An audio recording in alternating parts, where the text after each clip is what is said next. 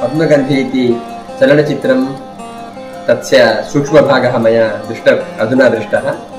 महान् सन्तोषः समजनि। सर्वभाषाणां मातृभाषा संस्कृतभाषा, परन्तु तस्याः भाषायाः अनादरः अत्र अयं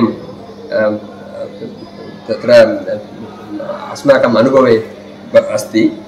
तादृशभाषायाः आदरः सर्वैरपि कर्तव्यः इति दृष्ट्वा तस्यां भाषायां सुचेन्द्रप्रसाद महोदयेन निर्दिष्टं, तथा एस्.आर्. लीला महोदय लीला मूलकं तत्र कृतिरचनं च कृतं।